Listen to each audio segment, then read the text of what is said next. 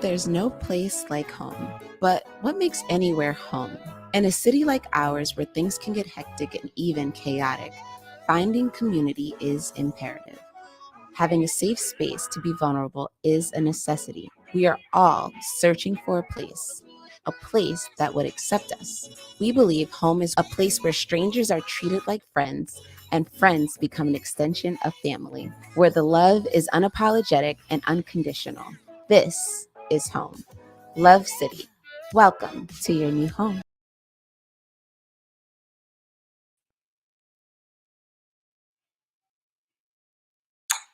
Hey, what's happening, y'all? Happy Flashback Friday. It's officially the last um, Friday of the month, Women's History Month. So while we're getting ourselves together, let's just say what's up to everybody. Just jump in the chat and say hello. Just jump in and hashtag flashback, hashtag flashback.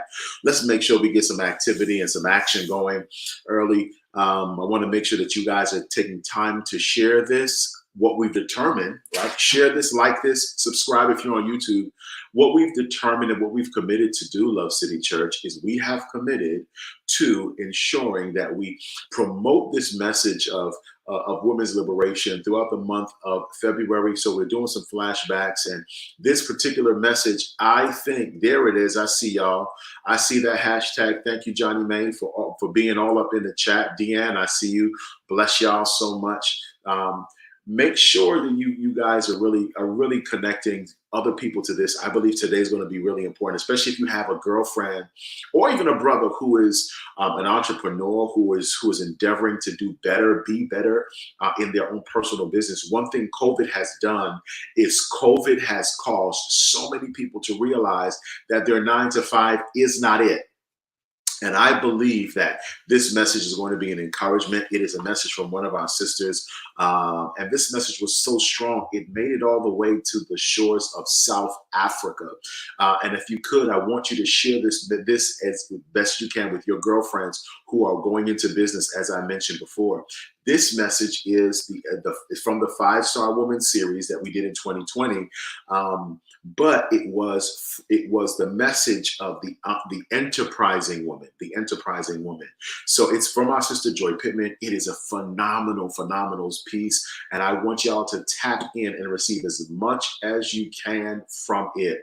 All right, as much as you can from it, and then make sure you share this. But while we're doing all of that sharing, and while we're doing all these comments and hashtags, now I want you to be in the chat, hashtagging and commenting as well, to make sure that we got some activity going. The numbers are going up. I see that you're sharing it. So we thank you again. We appreciate you. Make sure you stay around for the end, because I have some important announcements that I want to share with you all. All right, y'all, let's go into this word, the enterprising woman. All right, talk to you soon.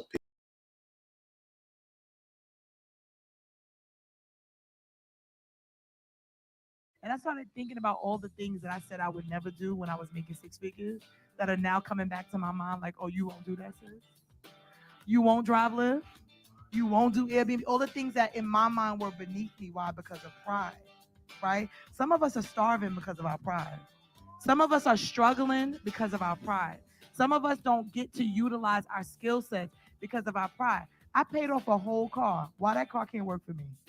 Why do I care about who gets in the back seat, and why do I need to give them a story about why I'm driving my car and they're paying me to do it? Right? These are the things that the world has told us we have to put up a facade to a degree that we are leaving money and resources on the table and not able to develop and grow, because pride, you can't have pride and profits. You got to pick one. You worried about your profit margin, or you worried about your pride? But even in what we're thinking about, there is a level of surrender, right, that is required by all this stuff, right? That we can believe God for his protection, we can believe him for his covering, but there is a level of surrender that is required from our lives to really walk in the blessings of God and to walk in it fearlessly, right? And some of our own lack of surrender is what some of us are scared of because we don't feel worthy of his mercy and grace. But remember, with all the stuff that we're talking about, all these blessings, they are here for us, but there's a level of surrender that comes with it. You can have your seat. I thank God for each of you. I thank God for the opportunity to speak before you. I thank God for my pastor, the best pastor in Brooklyn, Pastor Samuel, Pastor Melvin. I thank God for our overseer. I walked in and was like, so you weren't going to tell me? Pastor Sam was here, but I thank God for you. And I thank God for each person that showed up today. And I'm not going to be here. My assignment was to talk out of Proverbs 31 and related to my sphere of where I feel God has called me, which is about using marketplace relevance as a tool of kingdom influence and kingdom advancement. So my way of evangelism is by promoting marketplace excellence for the people of God.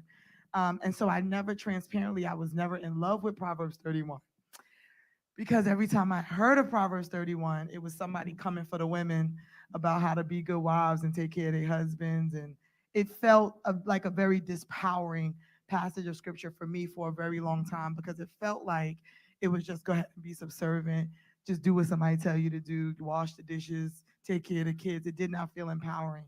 And so two people actually asked me to speak out of Proverbs 31 this week. And I was like, really?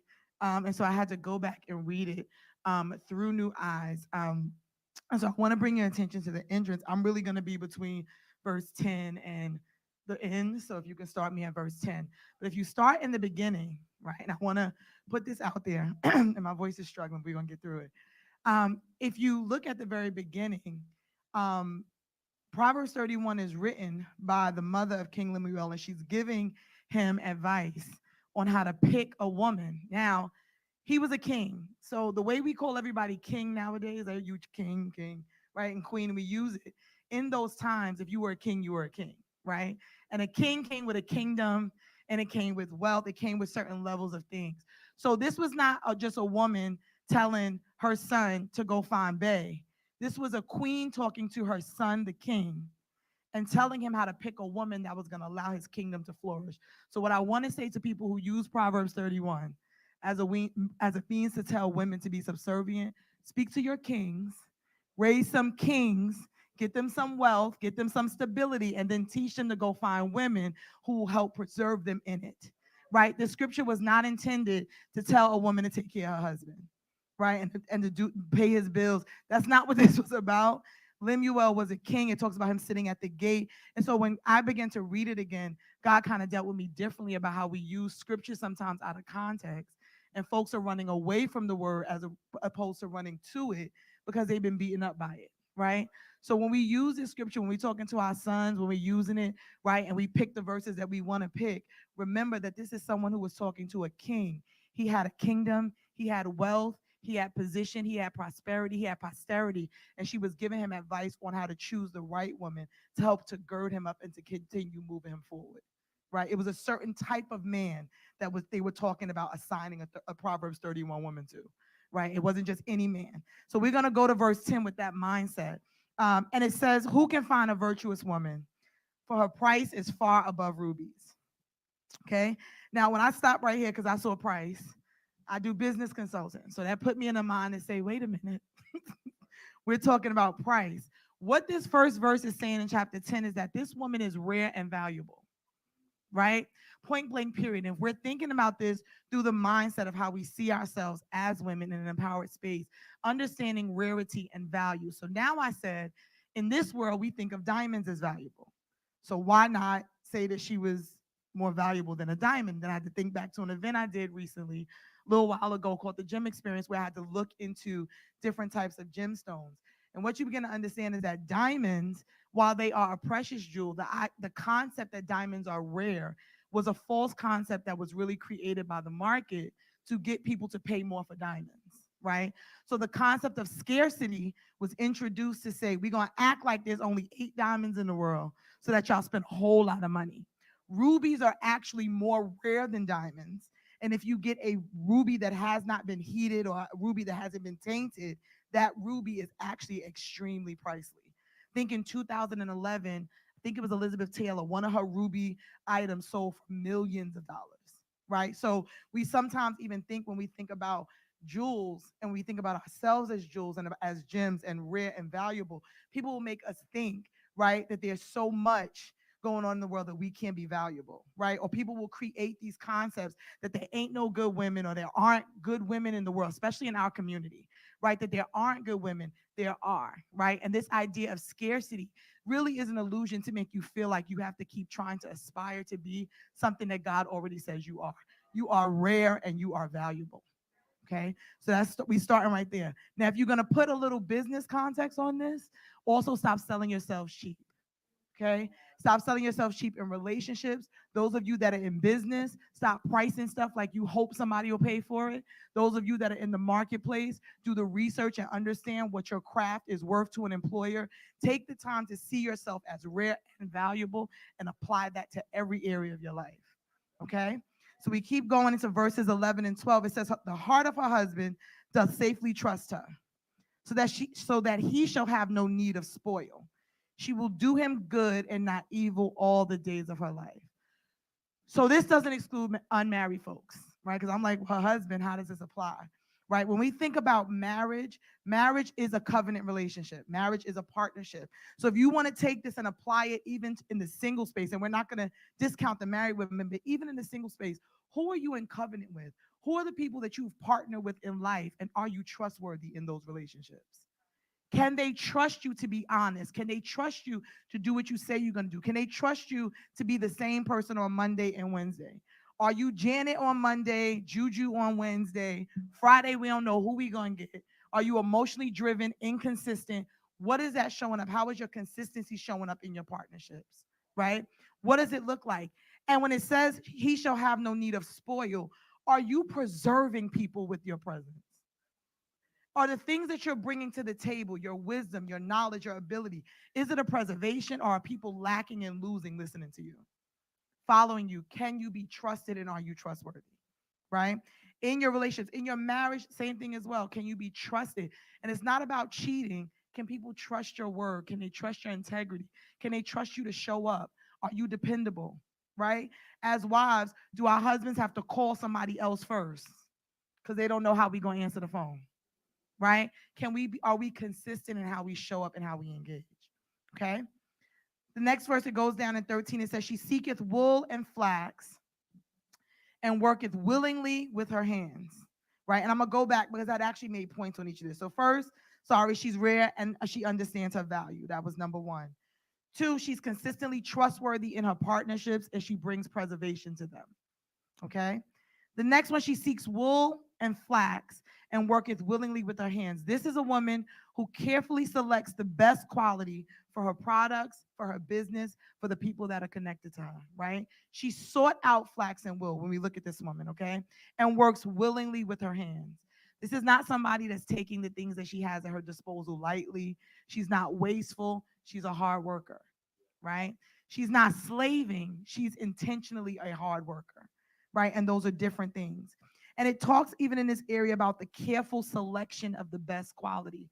For those of us who are, and I'm using this in different contexts, but wherever we are positioning ourselves as women, does what we present reflect the best quality of what we have? The best quality of what we can do? Are we honing ourselves to present the best quality at all times, right? So she didn't just go grab any piece of wool, any old flax laying around. She sought it out, right? There was intent and effort, okay? And it says she's like the merchant ships, she bringeth her food from afar. This woman has a global mindset, right? She's not reduced to only the resources that are right in front of her, but she's thinking about like the merchant ships. The merchant ships basically went back and forth, different places, different areas, right, to bring things from different areas. So you may not have it right here, but they're resourceful enough to say, we're going to get on this ship, we're going to take the time, we're going to go across the water, we're going to get it and bring it back. She has a global mindset and she's willing to go get the resources and bring them back to the places that need them, okay? She bringeth her food from afar.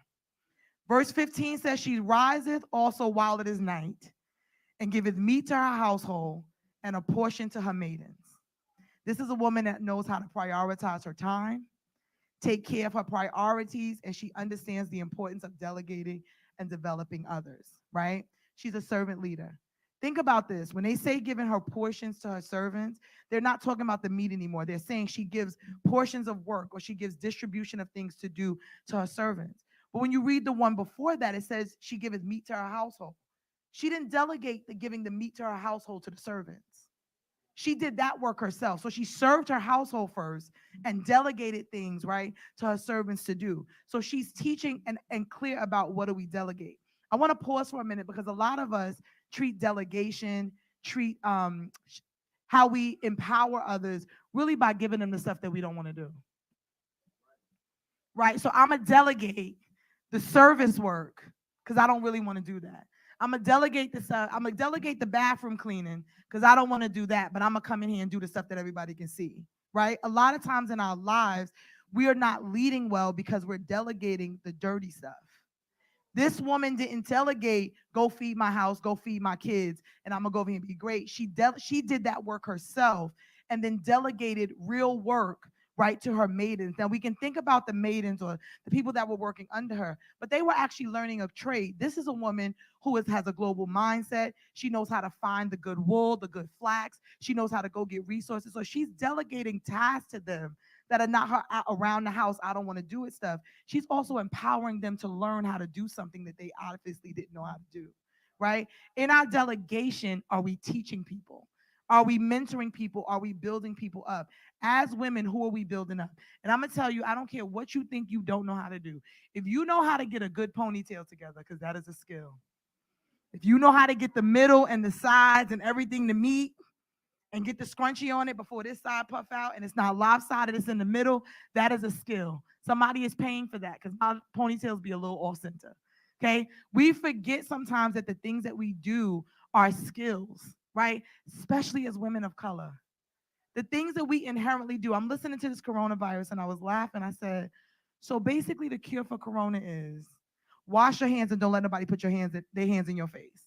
Who mama ain't said that already? Wash your hands. Don't come in my house. Don't sit on my sheets with your street clothes. Wash your hands and don't let nobody put their hands in your face. Get your hands out your face. Keep your fingers out your mouth. This is stuff our mamas have told us a million times.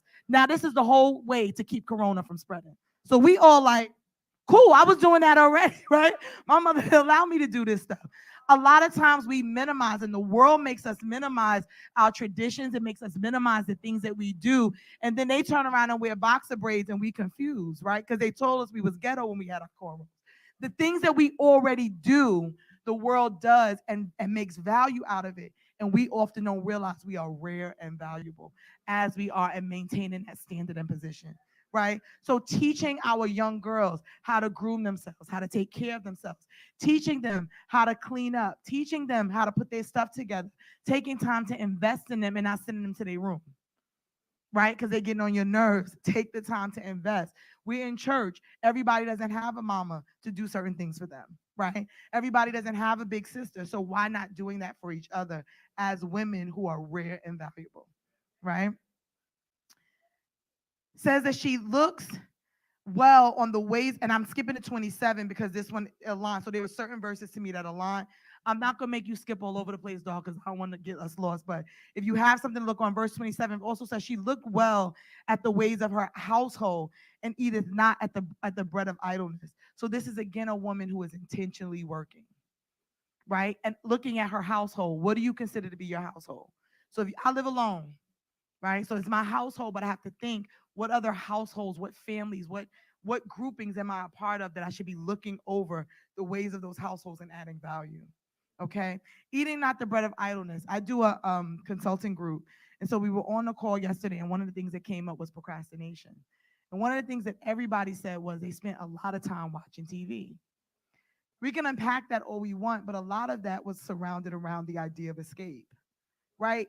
Television, if you boil it down, is an alternate universe, an alternate reality that you are watching. And most of us watch it without realizing that we're just escaping our lives, right? We are crying over these characters. We falling out over these characters. We don't want the show to end.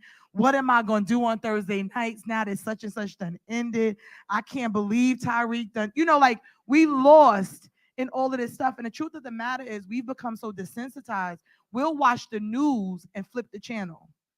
But a character will die that's still walking around in the street, and we will lose sleep, cry, fall out on Facebook, right? Over fake deaths. But we will watch injustice in our communities happening to real people and turn the channel, right? It's a way of escaping our reality, right? Where are we as women looking at these things? Why are we not crying for women's sons and daughters that are in the streets, right, being lost? As women that are rare and valuable, why are we not finding our place and our opportunity, if nothing more than to grieve with them, right? To offer them hope in their sorrow. Where are we showing up, right? That's what starts to make us valuable and important, okay? It goes down in verse 16. It says, she considereth the field and buyeth it, and with the fruit of her hand she planted the vineyard. So she already got the flax in the wool. She's already working her hand over here. And now she got a field. Now she buying a vineyard. She got all these multiple streams of income we've been talking about. You know all the stuff that we talk about, like it's new business models? This stuff was in the Bible forever, right? She had multiple streams of income already. So she's working with the flax and the wool. She's making these garments. Now she done took that money and flipped it, right? Now she's bought a field. She considered the field. She thought about it. She made a wise investment, right? She bought it with the fruit of her hand. So she worked again, got some more stuff together, planted a vineyard. She is making herself able to build wealth. I'm going to pause for a second. A lot of us think about business as the key to generational wealth. It is not the key, it is a key. Business building and wealth building are not the same. Okay? You can build a business as part of wealth building, but what else are you doing? On your 9 to 5, they tell you, you come here. I'm going to pick somebody random. Who in here works? What do you do in your job, Natalie? She's a resource assistant. So from 9 to 5, she's a resource assistant. I don't know what is all involved in that, but her job tells her from 9 to 5, you do what's on this job description. This is all you do, and we give you a wage, right? We come out of our 9 to 5, some of us with our side hustles, with our entrepreneurship, with our gigs, and we do the same mindset over there. So now I said, I do consulting. So I came out of 9 to 5, and now I'm going to come over here and only consult. What about all my other skills?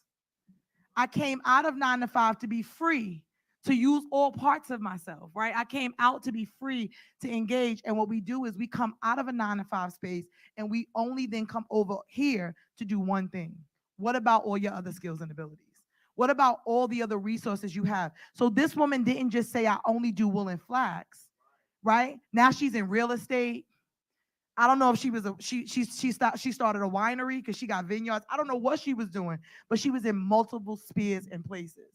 As this rare and valuable woman, no job is ever going to pay you your whole worth. What are the other things that you've been given to do to generate wealth? No one business model, even if it makes you millions of dollars. Now you got to think about this. This is a woman married to a king. So she's not broke. And she's still working as hard. She's married to a king. Some of us is like, if that NBA player married me, he could cheat all he wants. I'm just be over here living his best life, right? Some of us have reduced ourselves to being financially taken care of, to furniture, right? To a car, just maintain, the oil changes and all that stuff, and we good.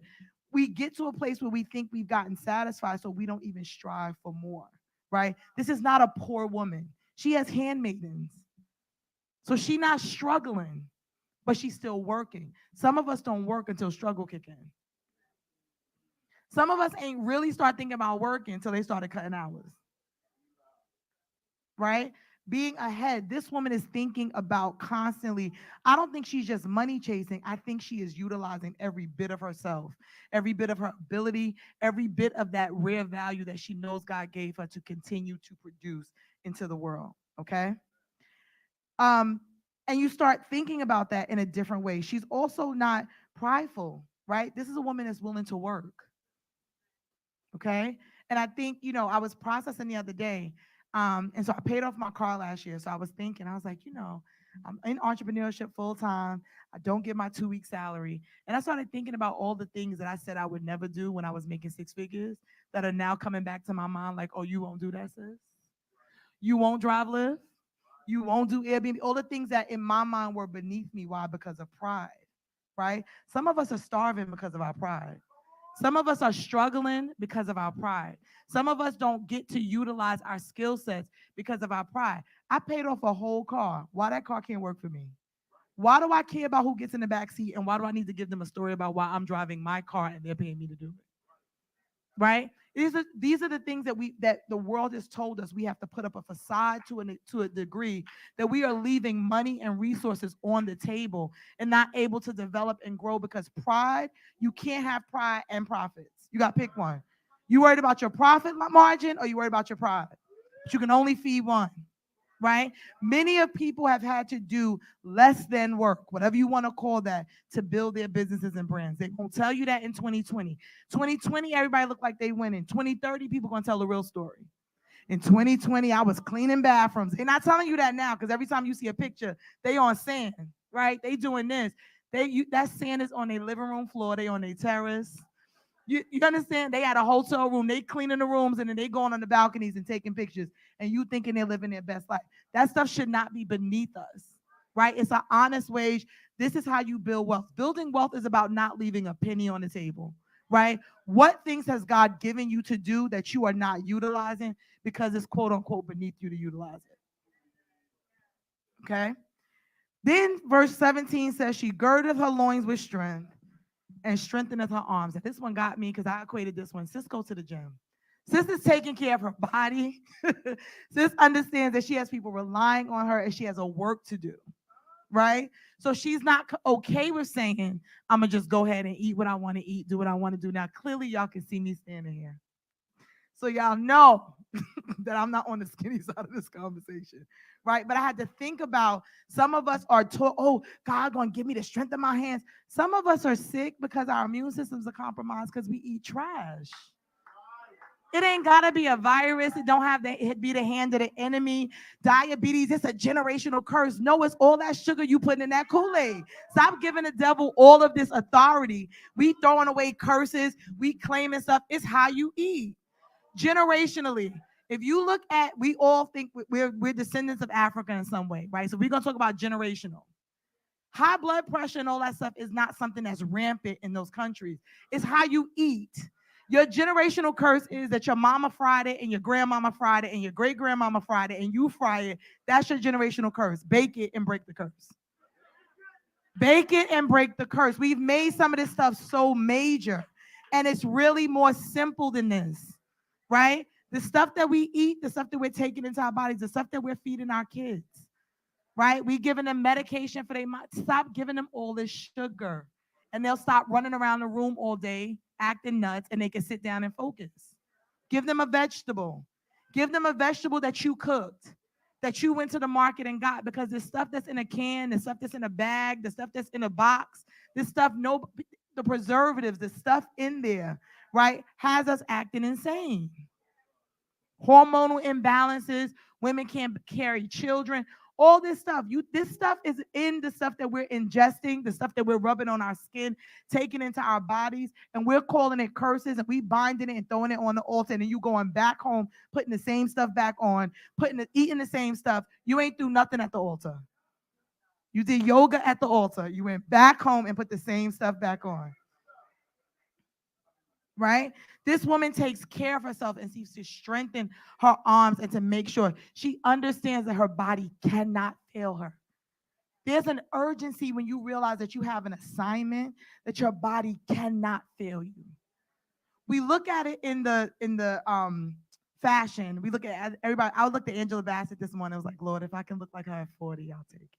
Right? But you look at what she eats. This woman, I looked at an interview. She said 3 days a week, she eats nothing but fruits and vegetables, 4 days a week. On the following 3 days, she has fat. So I was like, okay, let's talk about them following 3 days. Sis said, but they healthy fats. I move right back over. Avocado and salmon. And so I'm like, wait, that's your cheat food? Right? When you think about that. Now, I don't know what prompted her. It may have just been trying to have longevity in her career. Right? But understanding that she at some point realized that something in her life that she was doing meant that she couldn't eat whatever she wanted to eat. right? That there was a trade-off. When do we get so intentional about the thing that God told us to do that we understand that our bodies cannot fail us? We can cast away premature death. We can do all that stuff. Some of this stuff is in our control, right? Your bodies, women, you are valuable. You are rare. No one else can do your assignment, so your body can't fail you.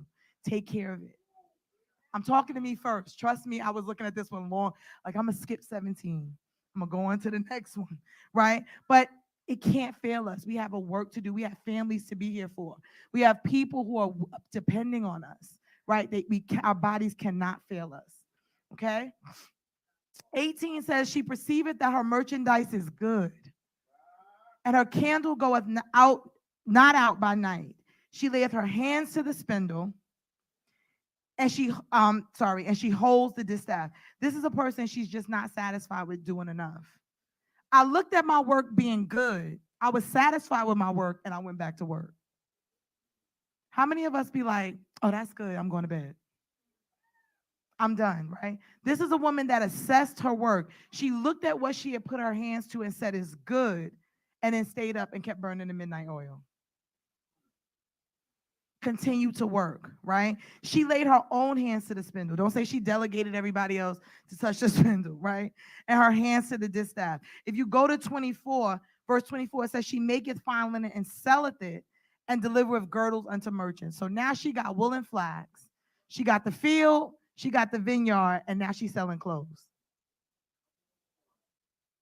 Okay? She's working. Verse 20, and it goes in, it says, she stretcheth out her hand to the poor, yea, she reacheth forth her hands to the needy. This is a woman that uses her resources to help others, but there's a caveat. Look at all the other stuff that happened first before she got to the poor. Now, I'm not saying put the poor to last. What I am saying is that some of us are trying to help poor people as poor people. If I'm poor, I can't help you not be poor. So some of us we have good charity in our hearts.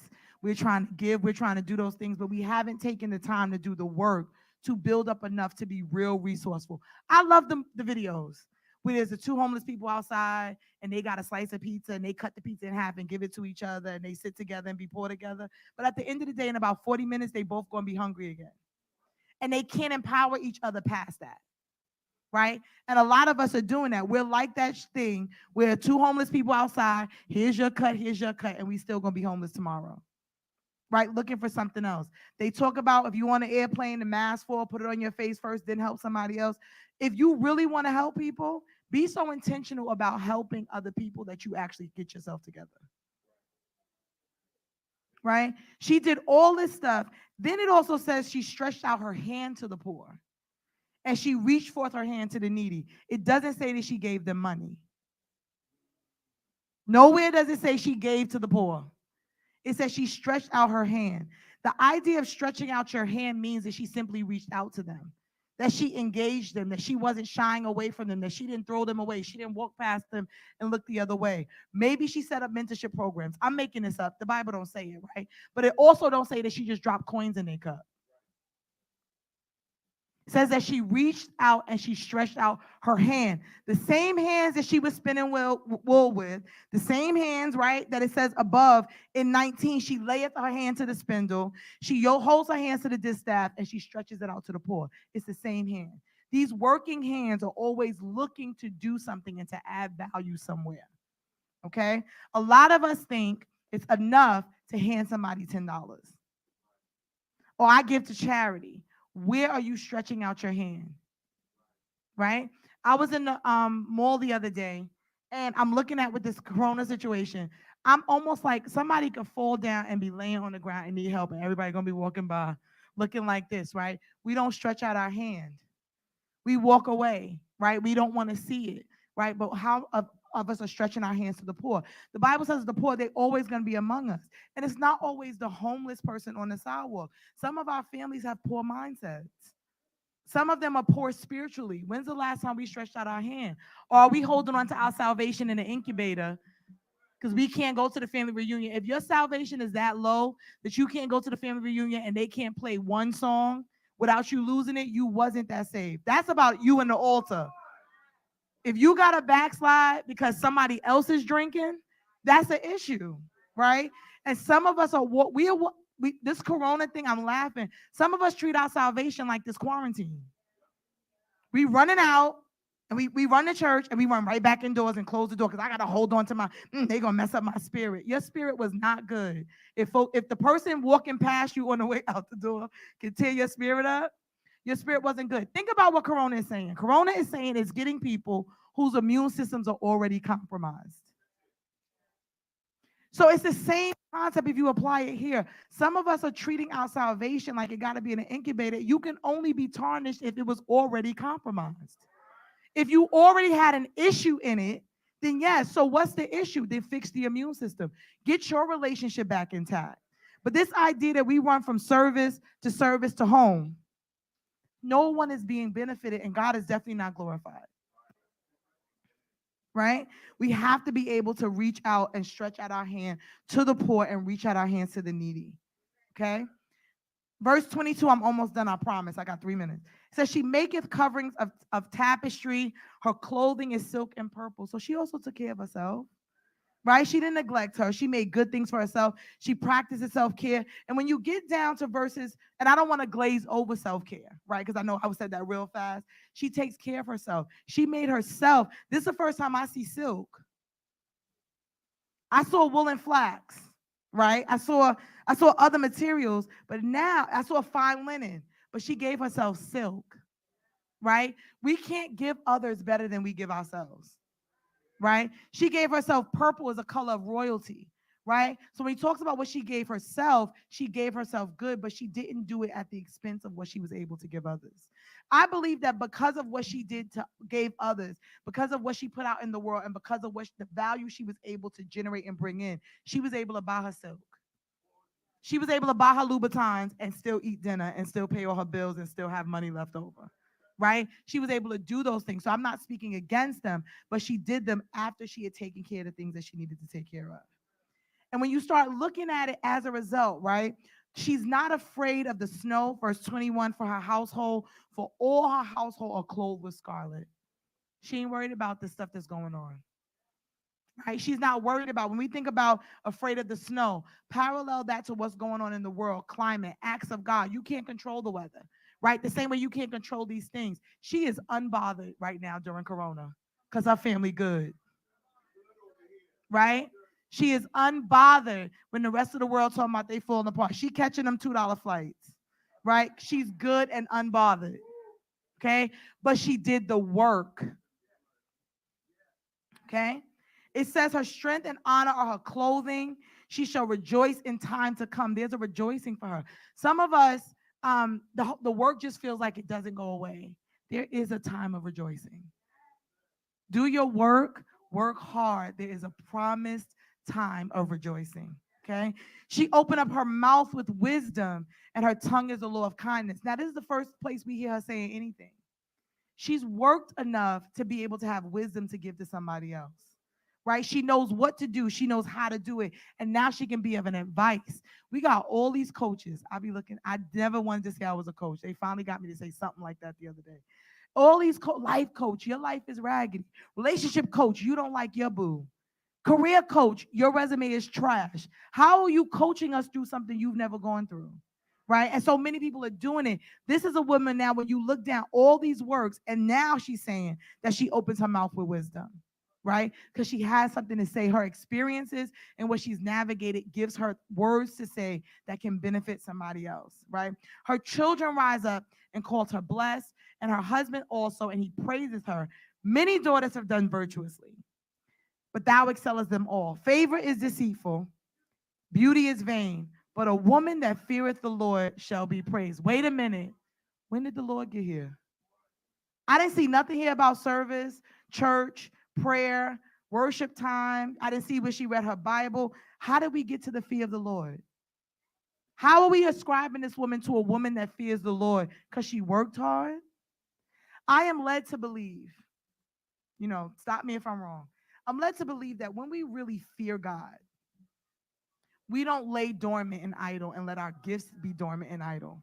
I think that what this is identifying is that this woman, potentially driven by her fear of the Lord, used everything that was at her disposal to do what she needed to do to bring benefit and to bring glory and to bring prosperity and to bring honor. It does not call her a prayer warrior. It does not say that she was travailing. She worked. So for those of you that are working your jobs and you're in the marketplace and folks trying to tell you you don't love God because you go to work, it's a lie. This woman feared the Lord, and nowhere here did it say that she was laying on the altar in sackcloth and ashes. Now, I'm not saying that she didn't have a prayer life. I'm not trying to say that. I'm not saying, but it says that she feared the Lord. That fear of the Lord connected to this narrative of a woman who is a hard-working, kind, gentle-hearted woman, where I don't see nothing about her ministry in here, right? She was a woman after God's heart because she feared him enough to do what he gave, with everything that he gave her to do, right? Let's go to the parable of the talents. Why was God upset? Why is the master angry? He's angry because I gave you something that you did not even earn. We don't earn a talent. You don't come into this world and pay for your talents and your skills and your abilities. They're handed to you, whether you get 2, whether you get 4, whether you get 5, 10, 28, they're given to you. And it's disrespectful to God to take a gift that he gave you and bury it and say, I was just going to wait for you to show up and come get it back. What did I need you to be a container for? He didn't need a purse. He needed somebody to duplicate what he gave us. The insult to God is not, it's in addition to the fact that we don't pray, in addition to the fact that we don't worship him. But how many of us understand that our work is our worship? The fact that we get up every day and acknowledge that he gave us something to do and to perfect it and to work over it. If God gave me the gift to sing, and I don't treat it with no regard. I don't work on it. I don't do vocal drills. I don't do anything. I'm essentially telling God I give no value or concern to the thing you gave me. Let me bring it home. How many in here, I'm talking to the ladies now, have bought an item, a shoe, a bag, a shirt, a skirt. You wasn't done with it. It just didn't fit, wasn't comfortable, etc., and you gave it away. You gave it away. Nothing was wrong with it, but you gave it away. Raise your hand. Raise it high. Now, when you seen that shoe and it was run over on the side, the person that scuffed it, the bag strap was popped, they had bleached the shirt, they wasn't wearing it right, it didn't go with them shoes. You didn't feel away? Who didn't feel away? Did you feel away? Raise your hand if you felt away when you gave away something that you knew was still valuable and nobody treated it well. What do you think God feels like with the gifts he's given you? If you mad over a shoe that you could not fit, a skirt that you ain't never wear, still had the tags on it, and you still want to pay attention to how somebody treated it, what do you think God thinks about the talents he gave you that you're doing nothing with? Call it humility, call it shy, call it I'm scared of rejection, call it I don't want to be seen, put whatever tag you want on it, you ain't doing nothing with what he gave you. Period. So when he says he'll take it and give it to another, it's not even because you didn't use it right, it's because you didn't use it at all. He can work with you if you use it bad, because you're using it. Right? If the one, I gotta believe if the one with the 2 talents went out and lost one, right? He wouldn't have thrown him away. He'd have said, what did you do wrong? Let's figure out how you lost one. But the fact that you put it away and then claim that you knew me, let's park right here for a second. We claim we know God and we're burying his talents. What did he say to that man? You couldn't have known me because if you knew me, you would know what I actually wanted you to do. We're claiming that we know God. We're claiming a relationship with God. We're doing nothing with what he has given us. Okay? And it just caught me like, where did we get to the fear of the Lord? How did we get here? The fear of the Lord should constrain us to not go back to him full of what he gave us. It should constrain us to do something with our giftings and our abilities. That doesn't mean everybody is going to be the worship leader. It doesn't mean, but you go to your jobs, you're in your families. This woman was on I don't see her on anybody's pulpit. It says her husband sat at the gate. Her husband was the one sitting at the gate talking to everybody while she was creating value and wealth and managing things, but she was so valuable. The husband that was at the gate was calling her a blessing. Right? Some of us, the people who are visible, are going to be calling us a blessing because of the work that we're doing behind the scenes with every gift that God gave us. Right? You got to think about these things. I had watched it, and I'm literally almost done. There was I think it was called The Godfather or something on Netflix. It was about this gentleman that was in the music industry, and they were talking about his life. Now, do you know what I'm talking about? Passing now. Sorry. We've been friends for a long time, so sometimes I slip.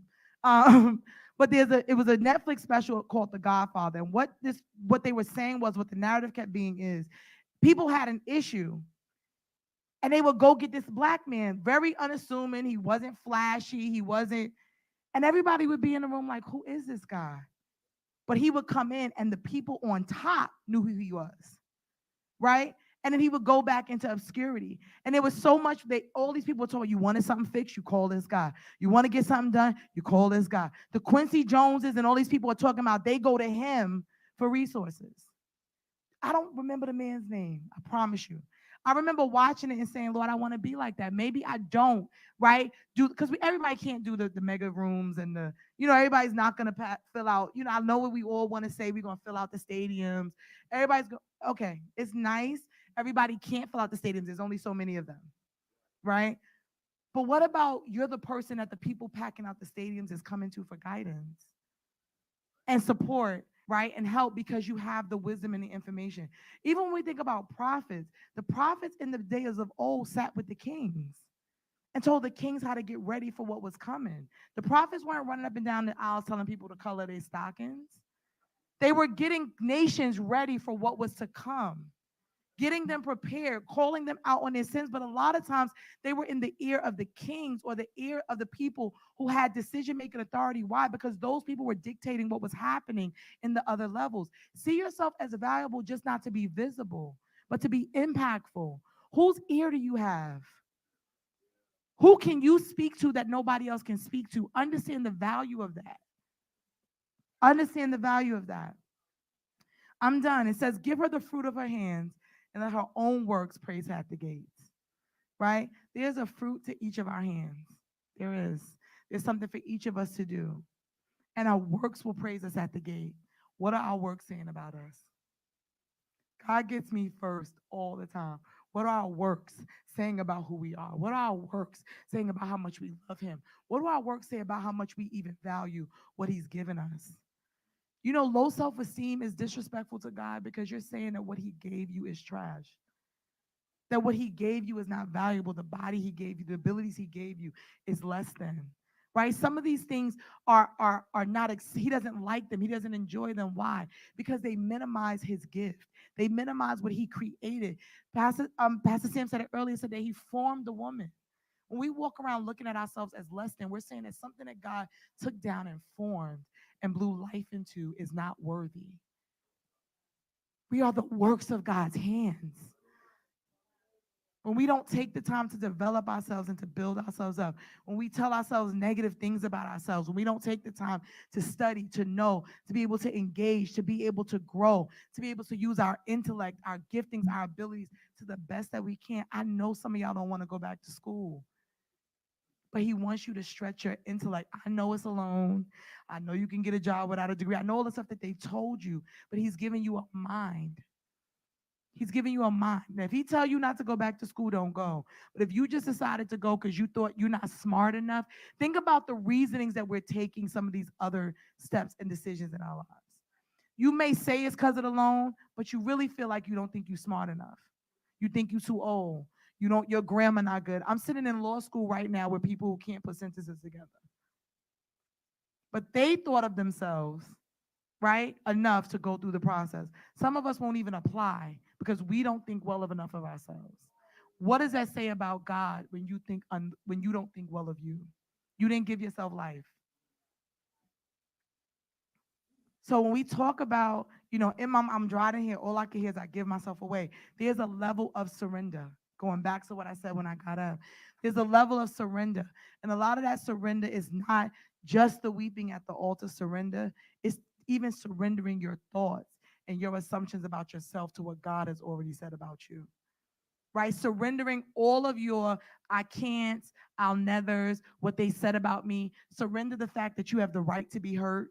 Some of us have navigated things in life where we are hurt and we have the right to be. Right? I'm not telling anybody to get over anything. You have the right to be upset. Surrender the right. Because it's not serving you. You have the right to be mad. You have the right to not think a certain way. You have the right. It's validated. If you tell us a story, we're gonna be like, ooh, sis, you right. Surrender the right. Right? Surrender yourself. Surrender the I can't do it. The surrender I'm still stumbling. Surrender the sin that nobody know about. There ain't nobody calling you on. Surrender it. Because all those things impede us, right? From being that woman that sees herself as rare and valuable. That's the Proverbs 31 woman, a woman who understands that she's rare and valuable. So because she's rare, no one else can duplicate what she does. The power of rarity is that there's not 90 things that can fill that space. So what you have to do is so rare that it's not easily duplicated. It's so valuable everybody can't afford it. So if you don't do it, what is we going to do? I don't want us to end on a heavy note, but just being reflective. What do you need to give away? I have my list of giveaways. I was struggling with my list in the car. There's some things I need to definitely give away. When we say giving myself away, Lord, I surrender. We say that, but what are we giving away? Right? We for Lent, we give away meat. We give away social media. That's cute. You're gonna pick it back up in 50 days. What are you actually giving away? What mindset are you willing to give away? What unforgiveness are you giving away? Right? What relationship, what soul tie, what are you willing to give away so God can really use us, right? Because most of the time, if we really love God, we can't do our work with that stuff anyway because we feel so condemned. You want to help people and you can't.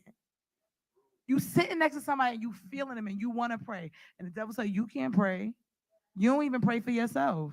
How you go? You ain't got no prayer life. Who you gonna pray for? And in that moment, God would have used you, but because you didn't give something away, you don't even feel worthy to be used.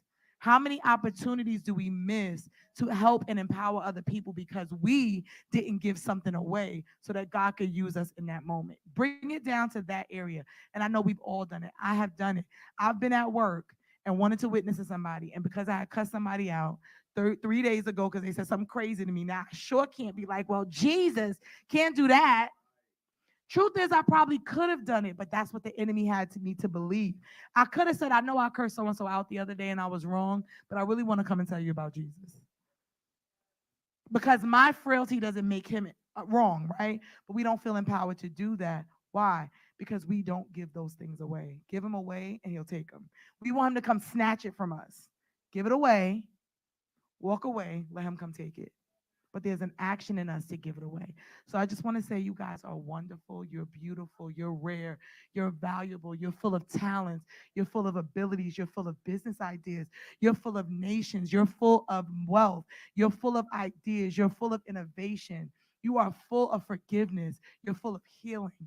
Everything that you need is inside of you. And this is not about self worship, but the Holy Spirit lives inside of you.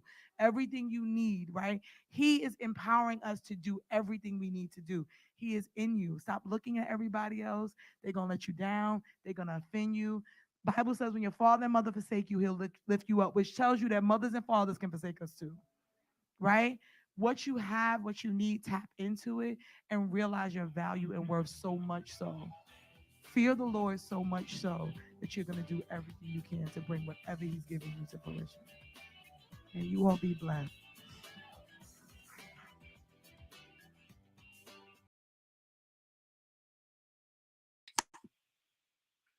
Well, well, well, well, well. I think there was no better way to round up this Women's Month. Yo, if this, yo, it was such a solid, practical, um, cutting word, but it healed at the same time. I'm hoping that whoever watched, the comments are really coming through tonight. I hope that whoever watched was totally blessed. I want to really make sure that you all stay connected to us. So if you're on the YouTube channel, subscribe. If you watch this because somebody sent you a link on YouTube, subscribe. That way you get the notifications every time we're going up, we're going live.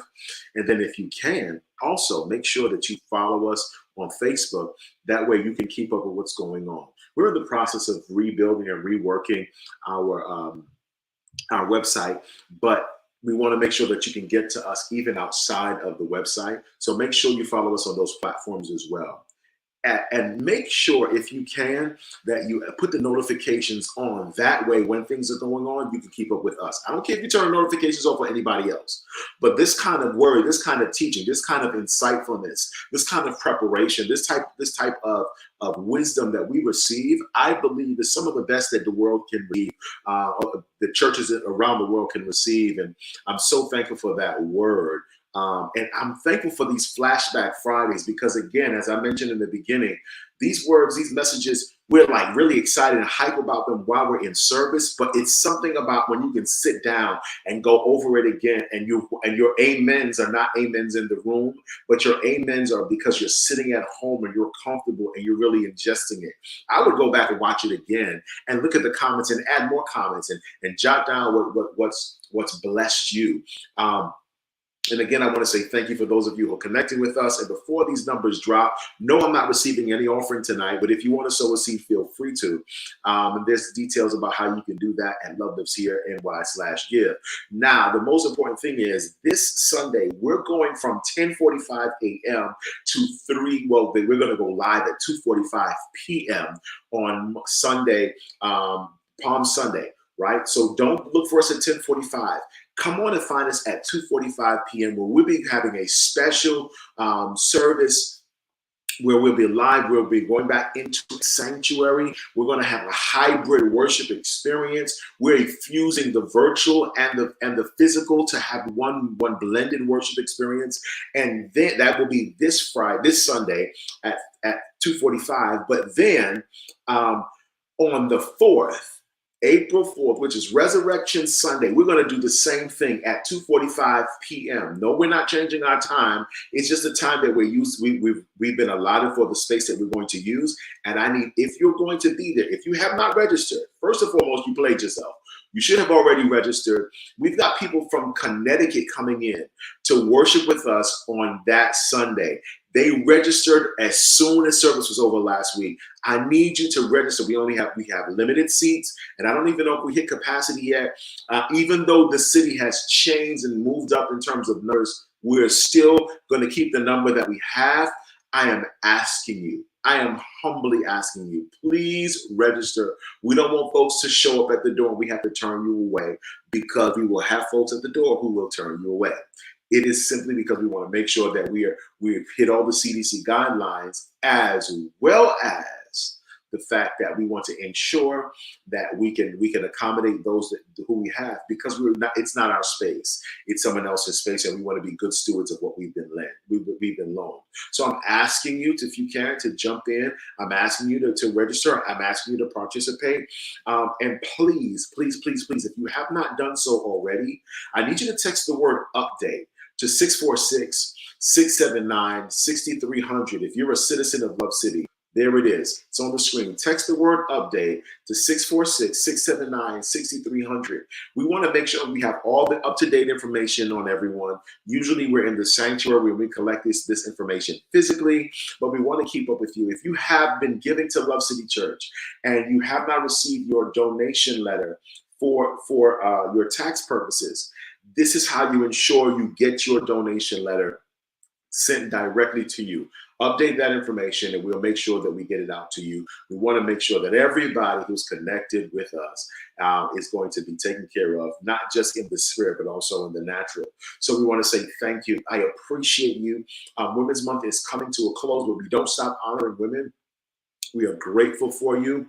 And I'm going to ask you one more time.